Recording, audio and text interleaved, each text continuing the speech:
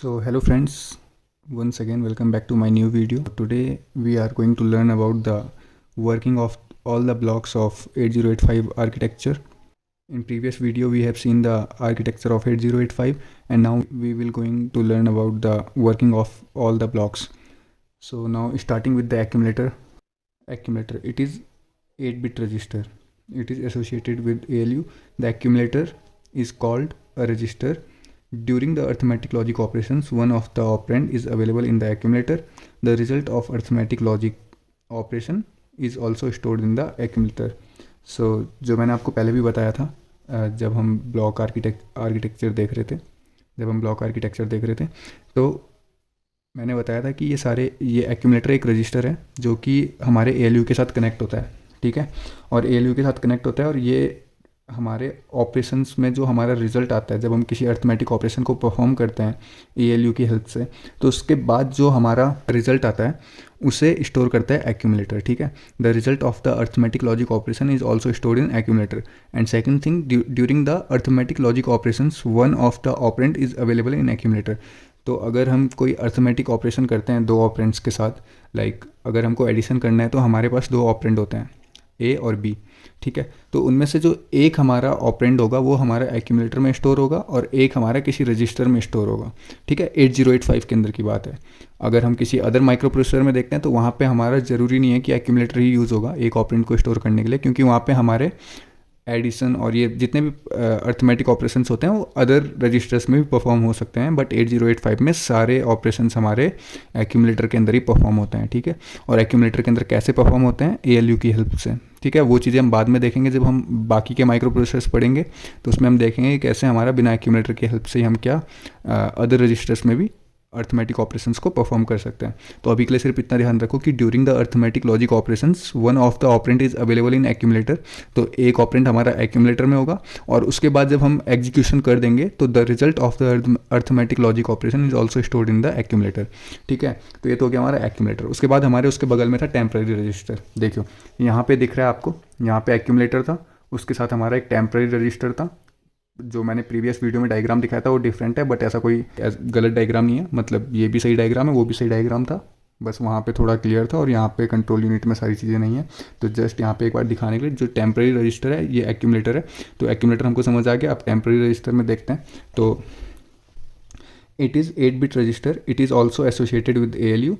The register is used to hold one of the data from memory or general purpose register during an arithmetic logic operation, ठीक है। तो जो हमने बताया यहाँ पे, अगर हम कोई बाइनरी ऑपरेशन परफॉर्म करते हैं, बाइनरी ऑपरेशन लाइक जहाँ पे हमको दो ऑपरेंड की ज़रूरत होती है, तो जहाँ पे हमको दो ऑपरेंड की नीड होती है वहाँ पे हमारा एक तो हमारा ALU में स्टोर होगा, पर जो दूसरा ऑपरेंड है वो कहाँ पे स्टोर होगा, वो हमारा टेम्पररी रजिस्टर के अंदर स्टोर होगा, ठीक है। और वो टेम्पररी रजिस्टर के अंदर स्टोर होगा और उसके बाद हमारा ALU की हेल्प से टेम्पररी रजिस्टर का जो हमारा डेटा है वो एक्यूमुलेटर के डेटा के साथ ऐड या फिर सब्ट्रैक्शन या फिर मल्टीप्लिकेशन ये वाली प्रोसेस को कंप्लीट करेगा, ठीक है। तो फिर टेम्पररी रजिस्टर का काम कुछ नहीं है, जस्ट हमारा डेटा को कुछ टाइम तक होल्ड करने का काम करता है जब तक हमारा एग्जीक्यूशन कंप्लीट नहीं होता। और जब हमारा एग्जीक्यूशन कंप्लीट होता है तो हम इससे डेटा निकाल लेते हैं और वो डेटा को हम एग्जीक्यूट करते हैं विद द एक्यूमुलेटर, ठीक है। तो टेम्पररी रजिस्टर ऐसे यूज़ होता है। फिर उसके बाद आता है हमारे पास ALU। तो ALU तो सबको पता ही है, अर्थमेटिक एंड लॉजिक यूनिट। तो ये हमारा अर्थमेटिक ऑपरेशंस को परफॉर्म करने के लिए यूज़ होता है, उसके नाम से पता चल रहा है। तो the ALU includes accumulator, temporary register, arithmetic and logic circuit and flag register. तो हमने देखा था एग्जीक्यूशन पार्ट जितना भी था उसमें हमारा ALU की हेल्प से तो अर्थमेटिक ऑपरेशन परफॉर्म होता है, बट उसमें एक्यूमुलेटर का भी यूज़ हो रहा था, क्योंकि जब हमारा पूरा एग्जीक्यूशन कंप्लीट हो जाएगा तो रिजल्ट हमारा एक्यूमुलेटर में था, और एग्जीक्यूशन कंप्लीट होने से पहले हमारा जो दूसरा ऑपरेंड था वो हमारा टेम्पररी रजिस्टर में था, और उसके बाद जो हमारा रिजल्ट था, रिजल्ट के स्टेटस को कौन शो कर रहा था, फ्लैग रजिस्टर शो कर रहा था, जो मैंने बताया था उस वीडियो में भी। तो फिर वो सारा क्या करता है, ALU के साथ इंक्लूड होता है, तो ALU के साथ सारा कनेक्ट होता है और हमारा ये सारी एग्जीक्यूशन की प्रोसेस को परफॉर्म करते हैं, जो थर्ड प्रोसेस थी हमारी माइक्रो प्रोसेसर की, ठीक है। तो the ALU can perform arithmetic and logic operation on 8-bit data. तो जो हमारा 8085 है उसमें जो हमारा ALU है वो सिर्फ 8-bit डेटा के साथ ही, हमारा 8-bit डेटा में ही हमारा अर्थमेटिक ऑपरेशन को परफॉर्म कर सकता है। It receives the data from accumulator and temp register. The result stored is stored in the accumulator. तो वही चीज़, ये हमारा ALU कहाँ से डेटा लेता है, एक ऑपरेंड हमारा एक्यूमुलेटर से लेगा और एक हमारा टेम्प रजिस्टर से लेगा, और उन दोनों में ऑपरेशन परफॉर्म करके, मतलब उसमें हमारा एडिशन सब्ट्रैक्शन करके the result stored in the accumulator again. तो उसके बाद हमारा जो उसका रिजल्ट होगा उसको डायरेक्टली फिर दोबारा से एक्यूमुलेटर में स्टोर कर देगा, ठीक है। तो इसके बाद हम देखते हैं फ्लैग रजिस्टर। तो मैंने बताया था फ्लैग रजिस्टर में हमारे पास 8 बिट का फ्लैग रजिस्टर था, बट उसमें से हमारी सिर्फ 5 बिट्स यूज़ होती थी। तो 5 बिट कौन कौन सी यूज़ हो रही है, देखो 0 से लेके 7 तक हमारा 8 बिट्स हैं। तो उसमें हमारा एक 0 वाला बिट यूज़ हो रहा है, एक 2 वाला बिट यूज़ हो रहा है, एक 4th वाला हो रहा है, एक 6th और एक 7th। तो इसको ऐसा कुछ ज़्यादा याद रखने की ज़रूरत नहीं है, इसको आप डायरेक्टली ऐसे याद रखो कि पहला वाला यूज़ होगा, फिर एक छोड़ेंगे, फिर एक यूज़ होगा, फिर एक वैकेंट होगा, फिर एक यूज़ होगा, फिर एक वैकेंट होगा, फिर बाकी के 2 हमारे लास्ट में आ जाएंगे। तो इसको आप ऐसे में याद रख सकते हो। पर ये आपको सीरियल से याद रखना पड़ेगा कि सबसे पहले कौन सा फ्लैग है, फिर कौन सा फ्लैग है, फिर कौन सा फ्लैग है। तो इनका सीरियल आप चेंज नहीं कर सकते, क्योंकि 8085 में ये हमारा स्टैंडर्ड वे है टू स्टोर द फ्लैग्स, ठीक है, जो उसको डिनोट करते हैं। तो यहाँ पे सबसे पहले जो 0th बिट है वो हमारा कैरी फ्लैग है, जो 2nd बिट है वो हमारा पैरिटी फ्लैग है, 4th बिट है ऑक्सिलरी कैरी फ्लैग है, उसके बाद 6th बिट है और 0 फ्लैग है, और 7th बिट है और साइन फ्लैग है। ये चीज़ें क्या होती हैं, ये सारी चीज़ें अभी एक न्यूमेरिकल करेंगे, न्यूमेरिकल में देखते हैं, ठीक है। तो उससे पहले हम सारा कंप्लीट कर लेते हैं बाकी के जो हमारे ब्लॉक्स थे, उसके बाद फ्लैग रजिस्टर का पूरा एक बारी न्यूमेरिकल के साथ हम पूरा एक्सप्लेन करेंगे कैसा होता है, ठीक है। तो उसके बाद हमारे पास इंस्ट्रक्शन रजिस्टर आता है। When an instruction is fetched from memory it is stored in the instruction register, it is an 8 bit register, the register can not be used in the program. तो जैसे जब हम इंस्ट्रक्शन रजिस्टर देख रहे थे तो हमने बताया था डेटा बस से हमारा इंस्ट्रक्शन फेच होने के बाद हमारा इंस्ट्रक्शन रजिस्टर के अंदर जाता है और उसके बाद हमारे डिकोड वाले ब्लॉक में जाता है, राइट। तो यहाँ पे हमारा इंस्ट्रक्शन आएगा, ठीक है। तो जब हमारा मेमोरी में हमारा पूरा प्रोग्राम स्टोर होगा तो मेमोरी से हमारा लाइन वाइज लाइन एक एक लाइन करके सारे हमारे इंस्ट्रक्शन एक एक करके फेच होते हैं, और आफ्टर दैट उनको हम क्या करते हैं, इंस्ट्रक्शन रजिस्टर के अंदर स्टोर करते हैं। तो इंस्ट्रक्शन रजिस्टर के अंदर स्टोर वो कितने बिट का बताया था, 8 बिट रजिस्टर। तो यहाँ पे हमारे सारे 8 बिट रजिस्टर हैं, ठीक है। और it is store in instruction register and it is an 8 bit register, this register can not be used in the program. तो इस लाइन का मतलब क्या है कि this register can not be used in the program. तो जब हम कोई भी प्रोग्राम लिखते हैं तो वहाँ पे हम जनरल पर्पज रजिस्टर्स को यूज़ करते हैं, like B C D E H and L, ठीक है। तो हम इनका यूज़ करते हैं अपने प्रोग्राम को लिखने में। और लाइक हम क्या लिखेंगे, मूव ए टू बी, या फिर मूव बी टू सी, या फिर मूव सी टू डी। तो हम इन रजिस्टर्स का यूज़ करते हैं इन आवर प्रोग्राम्स, बट हम इस वाले रजिस्टर का यूज़ नहीं कर सकते। इंस्ट्रक्शन रजिस्टर में हम कुछ भी चीज़ अपने अकॉर्डिंग स्टोर नहीं कर सकते, वो माइक्रो प्रोसेसर खुद से अपना इंटरनली क्या करता है, वहाँ पे हमारे इंस्ट्रक्शंस को ऐड करता है। तो इनको हम प्रोग्राम में यूज़ नहीं कर सकते, ये इस लाइन का मतलब है, ठीक है। तो उसके बाद हमारा सेकंड ब्लॉक, उसके नीचे वाला ब्लॉक क्या था, instruction decoder and machine cycle encoding. तो ये वाला मैंने आपको पहले भी बताया था, ये क्या काम करता है, हमारा assemblies to machine level language में कन्वर्ट करता है उस इंस्ट्रक्शन को, ठीक है। तो this unit decodes the instruction stored in the instruction register, it determine the nature of the instruction and establish the sequence of events to be followed by the timing and control unit, ठीक है। तो ये क्या करता है, this unit decodes the instruction stored in the instruction register. तो जो इस रजिस्टर के अंदर हमारा इंस्ट्रक्शन स्टोर होगा उस इंस्ट्रक्शन को ये क्या करेगा, डिकोड करेगा, ठीक है, उसको डिकोड करेगा। और यहाँ पे हमारा जो हमारा इंस्ट्रक्शन होगा उसका नेचर को डिटरमाइन करेगा। दैट्स मीन वो इंस्ट्रक्शन हमारा एडिशन करेगा, मल्टीप्लिकेशन करेगा, मूव करेगा, डिवाइड करेगा, है ना, इंक्रीमेंट करेगा, डिक्रीमेंट करेगा, वो नेचर को ये फाइंड आउट करता है कि वो किस नेचर का इंस्ट्रक्शन है, और उसको establish the sequence of events. और उसके बाद जो उसका काम होगा उसके इवेंट्स को सीक्वेंस के अकॉर्डिंग करेगा। लाइक अब हमारे पास अगर कोई माइक्रो प्रोसेसर के अंदर ऐड का कोई प्रोग्राम है, ठीक है, या फिर इंक्रीमेंट का कोई प्रोग्राम है, ठीक है, हमने लिखा है INCR A, तो वो डायरेक्टली INCR A नहीं करता, वो क्या करता है, INCR की जगह पे वहाँ पे ऐड A+1 करता है, ठीक है। तो उस जो पूरा उसका सीक्वेंस होता है, अलग अलग सीक्वेंस में एक इंस्ट्रक्शन परफॉर्म होता है, उन सीक्वेंस को फॉलो करेगा bye the timing and control unit. और ये किसकी हेल्प से करेगा, टाइमिंग एंड कंट्रोल यूनिट का। तो मैंने टाइमिंग एंड कंट्रोल यूनिट का बताया था, वो सारे जितने भी ब्लॉक्स होते हैं हमारे पास 8085 के, सबको कंट्रोल करता है। और जो ये वाली मैंने बात बताई थी सीक्वेंस ऑफ इवेंट्स वाली, तो सीक्वेंस ऑफ इवेंट्स मीन्स कि अगर हम यहाँ पे INCR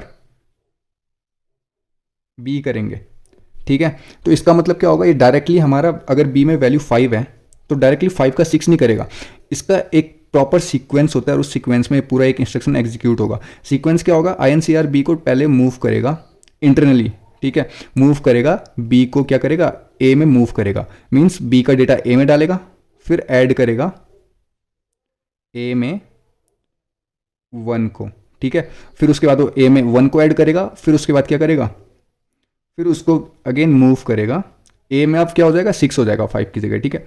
तो अब वो अगेन क्या करेगा, उस A के डेटा को कहाँ मूव करेगा, B पे, ठीक है। तो ये प्रोसेस वहाँ पे ये 3 स्टेप में वाली प्रोसेस होती है INCRB की, बट हम डायरेक्टली एक स्टेप में हमें लगता है कि INCRB में 5 का 6 हो जाएगा। नो, वहाँ पे इंटरनली एक सीक्वेंस होता है पूरे प्रोग्राम का, पूरे एक इंस्ट्रक्शन का भी। तो ये वाला इंस्ट्रक्शन हमारे 3 स्टेप में फॉलो होगा। सबसे पहले उस बी के डेटा को एक्यूमुलेटर में डालेगा, फिर उस ए में +1 करेगा, फिर उसके बाद उस बी को अगेन हमारा बी में स्टोर करेगा। ठीक है, जो हमारा ए में एक्यूमुलेटर में डेटा था, रिजल्ट था, उसको अगेन बी में स्टोर करेगा और तब जाके हमको यहाँ पे बी में क्या मिलेगा, डेटा 6 मिलेगा और यहाँ पे बी में डेटा क्या था, 5 था। ठीक है, तो ये प्रोसेस होता है। तो फिर establish the sequence of event to be followed by the timing and control unit. तो वो टाइमिंग एंड कंट्रोल यूनिट की हेल्प से इस सीक्वेंस को फॉलो करता है। ठीक है, इस सीक्वेंस को फॉलो करता है और इसे आगे परफॉर्म करने के लिए करता है, आगे परफॉर्म करता है। ठीक है, तो ये चीज़ें थी यहाँ पे। उसके बाद हमारे पास आता है जनरल पर्पज़ रजिस्टर। ठीक है, तो जनरल पर्पज़ रजिस्टर्स मैंने बताए थे जो हम नॉर्मल अपने प्रोग्राम्स में यूज़ करते हैं, BCDEHL। तो यहाँ पे देखो, there are 6 8 bit general purpose registers. तो 6 रजिस्टर्स हैं हमारे पास, BCDEH&L, और सबका साइज़ कितना है, 8 बिट का। ठीक है, तो 8 बिट का हमारे यहाँ पे सबका साइज़ होगा। And they are used as a pair also for completion of 16 bit operations. तो हमारे पास मैंने क्या बताया था, अगर हमको नॉर्मल 8 बिट के डेटा में कोई ऑपरेशन परफॉर्म करना है तो हम डायरेक्टली B को सिंगल यूनिट की तरह या फिर C को सिंगल यूनिट की तरह ले लेंगे। बट अगर हमको एड्रेस तो इसमें 16 बिट का होता है और हमको कोई ऑपरेशन परफॉर्म करना है 16 बिट के एड्रेस के साथ, तो फिर तब हम क्या करेंगे, तो फिर तब हम क्या करते हैं, BC को एक एज अ पेयर यूज़ करते हैं, या फिर DE को एज अ पेयर यूज़ करते हैं, या फिर HL को एज अ पेयर यूज़ करते हैं। तो इससे क्या होता है, 8 और 8 16 बिट का हमारा स्टोरेज हमको मिल जाता है और उस 16 बिट में फिर तब जाके हम क्या करेंगे, एज अ पेयर उस पर ऑपरेशन परफॉर्म करेंगे।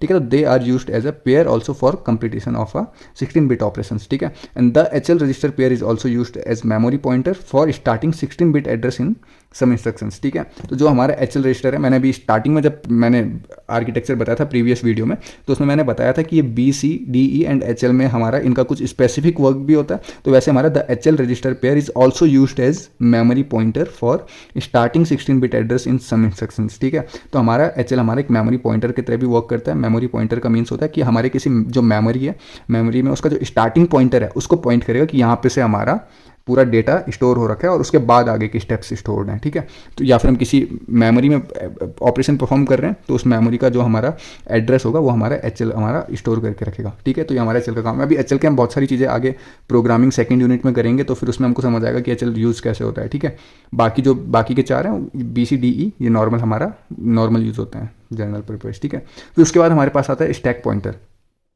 तो स्टैक पॉइंटर में हमारे पास क्या था, stack is a portion of memory used as a FIFO buffer.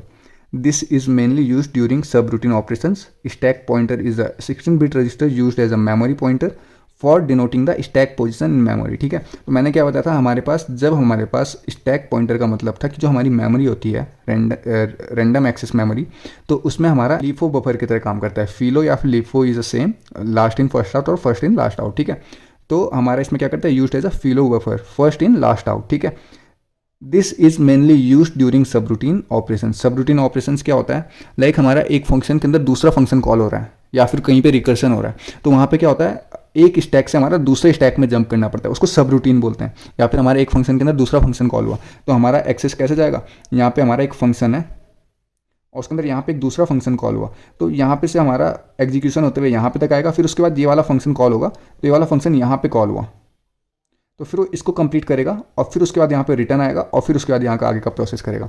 ठीक है, तो ऐसे वर्क करते हैं। यहाँ पे अगर एक फंक्शन कॉल हुआ तो सब रूटीन मतलब वो दूसरे रूटीन में जा रहा है, दूसरे फंक्शन को परफॉर्म करने के लिए जा रहा है, तो इसको बोलते हैं सब रूटीन। तो इसमें हमारा स्टैक मेंटेन होता है, इसका अलग एक स्टैक मेंटेन होगा, इसका एक अलग स्टैक मेंटेन होगा।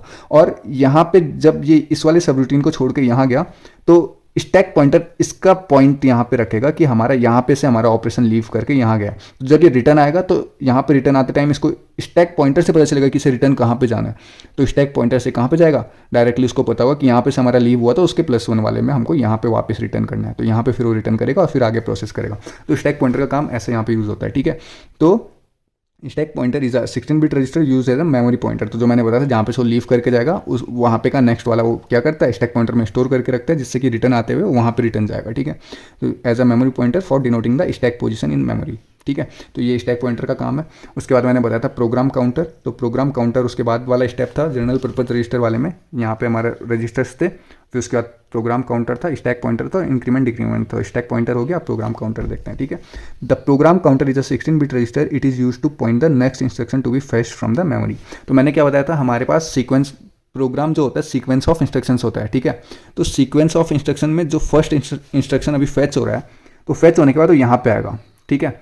और उसके बाद जो इसके बाद दूसरा वाला हमारा फेच होना है, दूसरा वाला लाइन ऑफ कोड है, लाइन ऑफ इंस्ट्रक्शन है, वो हमारा फेच होकर फिर यहाँ पे आएगा। तो हमें पता कैसे चलेगा कि किसको यहाँ पे लेके आना है, तो वो जो सेकंड इसके बाद वाला हमारा इंस्ट्रक्शन होगा वो हमारा प्रोग्राम काउंटर उसका पॉइंटर स्टोर करके रखता है कि ये वाला हमको वहाँ पे से आगे भेजना है, ठीक है। तो प्रोग्राम काउंटर क्या करेगा, प्रोग्राम काउंटर हमारा इस जो यहाँ पे हमारा इंस्ट्रक्शन है उसके नेक्स्ट इंस्ट्रक्शन का एड्रेस स्टोर करके रखेगा, और जैसे ये यहाँ जाएगा डिकोड होगा तो उसका प्रोग्राम काउंटर क्या करेगा, इसका जो एड्रेस स्टोर किया था नेक्स्ट वाले का उसका डेटा यहाँ भेज देगा, ठीक है। और उसका डेटा यहाँ भेज देगा और खुद इस जो अब यहाँ पे नया डेटा आया उस डेटा के नेक्स्ट वाले इंस्ट्रक्शन को खुद उसका एड्रेस स्टोर कर देगा। तो प्रोग्राम काउंटर एक नेक्स्ट इंस्ट्रक्शन का एड्रेस स्टोर करने का काम करता है, ठीक है। अब देखो जहाँ पे भी हमारा मेमोरी ऑपरेशन हो रहा है, तो मैंने क्या बताया था, इसका एड्रेस बस कितने का था, 16 बिट्स का। तो मेमोरी में हमारा कितने बाइट्स में रिप्रेजेंट होगा, 16 बिट्स में। 16 बिट्स में हमारा मेमोरी रिप्रेजेंट होगा, तो हमारा उसके लिए हमको 16 बिट्स का स्पेस चाहिए। तो इसलिए हम क्या कर रहे हैं, जहाँ पे भी हमारा मेमोरी ऑपरेशन हो रहा है वहाँ पे हमारा 16 बिट के रजिस्टर्स यूज हो रहे हैं। 16 बिट स्टैक पॉइंटर भी क्या कर रहा था, मेमोरी का एड्रेस स्टोर कर रहा था। प्रोग्राम काउंटर भी क्या कर रहा था, मेमोरी का एड्रेस स्टोर कर रहा था। और यहाँ पे भी हमने एचएल क्या बताया था, एज अ पेयर यूज होता है जब हमारा कोई मेमोरी ऑपरेशन होता है। उसके बाद हमारा इंक्रीमेंट एंड डिक्रीमेंट आएगा, तो इंक्रीमेंट एंड डिक्रीमेंट में भी हमारा क्या होगा, 16 बिट का रजिस्टर यूज होगा। देखो, the unit is used to increment और decrement the content of 16 bit register, ठीक है। तो जो रजिस्टर में हमारा जब हमारे पास देखो इंक्रीमेंट और डिक्रीमेंट कहाँ पे यूज होता है, अगर हम किसी एरे में किसी एरे में कुछ ऑपरेशन परफॉर्म कर रहे हैं, ठीक है। तो इंडेक्स को हमको एक के बाद एक इंक्रीमेंट करना होता है, या फिर अगर बैकवर्ड के लिए मारे हैं तो फिर उसमें हमको डिक्रीमेंट करना होता है। तो फिर क्या होता है, एरे में जब हमारा एक फिक्स इंक्रीमेंट करना होता है साइज ऑफ 16 बिट का, तो फिर हम क्या करते हैं, इंक्रीमेंट और डिक्रीमेंट इसका यूज़ करते हैं, ठीक है। तो this unit is use to increment और decrement the content of 16 bit register, ठीक है। तो जो 16 बिट का रजिस्टर होगा, जो 16 बिट का रजिस्टर है, इसने प्रोग्राम काउंटर ने हमारा एक एड्रेस स्टोर किया है नेक्स्ट इंस्ट्रक्शन जो फैच होगा उसका। तो इंक्रीमेंट डिक्रीमेंट क्या करेगा, इसमें हमारा इंक्रीमेंट करेगा, यानी कि उस इंस्ट्रक्शन के बाद वाले इंस्ट्रक्शन का एड्रेस स्टोर करेगा, ठीक है। तो इंक्रीमेंट डिक्रीमेंट का जनरली ये काम है, जैसे हमारा एरे में भी होता है। तो ये चीज़ें आप लोगों ने सी में भी पढ़ी होगी कैसे उसका। अब उसके बाद हमारे पास आता है timing and control unit. Timing and control unit भी हमने देखा था उसमें, जो सबसे नीचे पे था, जो मैंने बताया था। टाइमिंग एंड कंट्रोल यूनिट जो होती है, ये सारे जितने भी ब्लॉक्स होती हैं सबको हमारी कनेक्ट होती है और उसका सबको कंट्रोल करती है, ठीक है। तो टाइमिंग एंड कंट्रोल यूनिट में देखें, the internal clock generator is available on this unit. This unit has the micro programs for all the instructions to carry out the micro steps required to completing the instruction, ठीक है। तो the internal clock generator is available in this unit. मैंने कहा था internal clock generator, मैंने बताया था जो क्रिस्टल ऑसिलेटर्स थे X1 एंड X2, और उसके साथ में हमारे क्लॉक आउट वाला जो वो था, तो X1 X2 फ्रीक्वेंसी जनरेट करने का काम करते थे, और क्लॉक आउटपुट क्या करता था, क्लॉक्स ट्रांसमिट करने का काम करता है। क्लॉक्स को हमारे एक्सटर्नल डिवाइसेस में, या फिर हमारा जो मेमोरी है एक्सटर्नल डिवाइसेस में, या फिर हमारे एक्सटर्नल डिवाइसेस में हमारा क्लॉक आउट करने का काम करता है, ठीक है। तो this unit has the micro programs for all the instruction to carry out the micro steps required in the completing the instruction. जैसे मैंने पहले वाले में बताया था, वो पूरा जो एक हमारा प्रोसेस था इंक्रीमेंट बी का, वो कैसे 3 स्टेप्स में कंप्लीट होता है। तो मैंने बताया था वो क्या होता है, वो सारा इसकी हेल्प से ही होता है, जो हमने पहले भी अभी पढ़ा था। तो जो माइक्रो इंस्ट्रक्शन, उसके माइक्रो स्टेप्स उसके अंदर परफॉर्म हो रहे हैं, वो सारे माइक्रो स्टेप्स को कंप्लीट करने में हेल्प करता है हमारा timing and control unit. This unit receives the signal from instruction decoder and machine cycle encoding unit and generates control signals according to the micro program for the instruction. तो मैंने क्या बताया था, जो हमारा इंस्ट्रक्शन डिकोडर था, जब हमने इंस्ट्रक्शन डिकोडर पढ़ा था, तो इंस्ट्रक्शन डिकोडर का काम क्या था, उसको हमारा डिकोड करके उसको टाइमिंग कंट्रोल में भेज रहा था, और टाइमिंग कंट्रोल के बाद फिर उस जो माइक्रो स्टेप्स थे उनके लिए हमारे सिग्नल्स जनरेट हो रहे थे, ठीक है। उनके लिए सिग्नल्स जनरेट हो रहे थे एनकोड करने के बाद, और वो वर्क परफॉर्म हो रहा था। तो इंक्रीमेंट का जैसे मैंने बताया था आपको, पे अंदर के 3 माइक्रो स्टेप्स थे। ये तीनों माइक्रो स्टेप्स के लिए क्या होगा, ये डायरेक्टली INCR परफॉर्म नहीं होगा। ये तीनों माइक्रो स्टेप्स के लिए क्या होगा, एक सिग्नल्स जनरेट होगा with the help of control and timing unit, और फिर उसके बाद जाके वो एक एक करके सारे माइक्रो स्टेप्स कंप्लीट होंगे, एंड आफ्टर दैट वो पूरा एग्जीक्यूट होगा, ठीक है। तो ये सारा कुछ कंट्रोल करता है टाइमिंग एंड कंट्रोल। उसके बाद हम देखते हैं इंटरप्ट कंट्रोल। तो फिर इंटरप्ट कंट्रोल के ब्लॉक में हमने देखे थे 6 उसमें हमारी चीज़ें थी, और ये चीज़ें थी there are 5 hardware interrupt available in 8085 trap RST 7.5 6.5 5.5 and INTR,